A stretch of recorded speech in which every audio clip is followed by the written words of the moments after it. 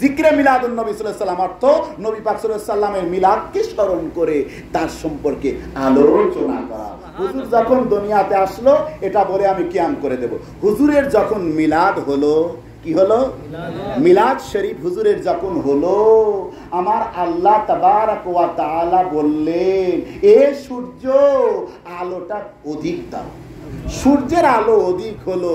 আল্লাহ ৭০,০০০ বেহেশতের হুরকে বললেন, সূর্যের প্রান্তে শূন্য পরিমণ্ডলে ৭০,০০০ হুর তোমরা দাঁড়িয়ে আমার রাসূল পাক সাল্লাল্লাহু আলাইহি ওয়াসাল্লামকে ইস্তেকবাল জানাতে থাকো। সুবহানাল্লাহ।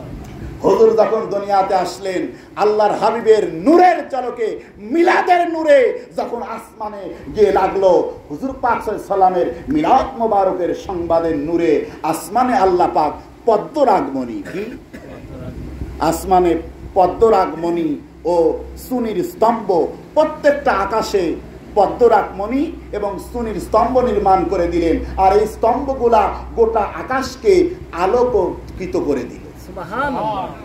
এর মধ্যে কেউ আছেন? ৭টা আসমানের নাম কি? হ্যাঁ, একজন বলেন। ৭টা আসমানের নাম কি? সূরা বাকারা, হুন্না সাবআ সামাওয়াতিন, বলেন হুন্না সাবআ সামাওয়াতিন। সূরাতুল বাকারা এই আয়াতের নিচে টান মেরে 29 নাম্বার হাসিয়া লিখেছে। কয় নাম্বার? তাফসিরে জালালাইন 29 নাম্বার হাসিয়া।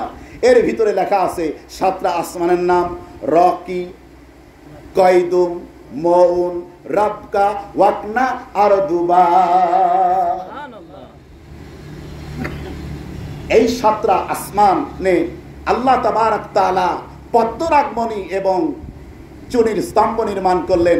আল্লাহ পাকের যখন দাওয়াতে আল্লাহর হাবিব আল্লাহর সঙ্গে দিদার করতে গেলেন, কথা বলতে রওনা হলেন, আসমানে যায় দেখে এত আলোক ও উজ্জ্বল স্তম্ভ। ফেরেশতারা বলে, ইয়া রাসূলুল্লাহ, আপনার যেদিন মক্কা শরীফে আপনার মিলাদ হয়,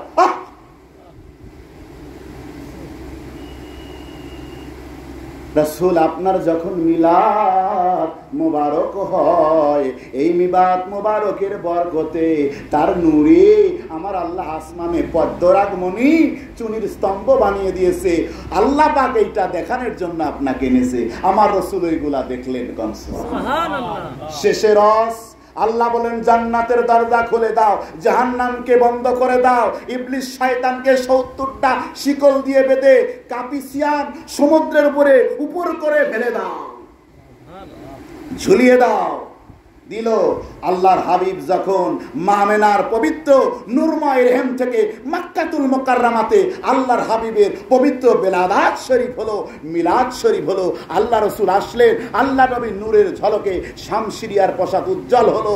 নবী আসার সঙ্গে সঙ্গে আল্লাহ তাবারক ওয়া তাআলা হাউজে কাউসারের পাশে মিশকে আম্বর দিয়ে ৭০,০০০ বৃক্ষ আল্লাহ পাক বানিয়ে দিলেন। সুবহানাল্লাহ। আমার রাসূলের মিলাদ হয়েছে, আজকে আমি হাউজে কাউসারের পাশে ৭০,০০০ মেশক আম্বুর দ্বারা গাছ বানায়া দিলাম। আর আমার নবীর উম্মত সহ অন্যান্য পয়গম্বর আমার রাসূল যখন জান্নাতে আসবে, এই মেশক আম্বুরের গাছের যে ফল হবে, এই ফল দিয়া জান্নাতীরা সুগন্ধি বানাবে। সুবহানাল্লাহ। সুবহানাল্লাহ।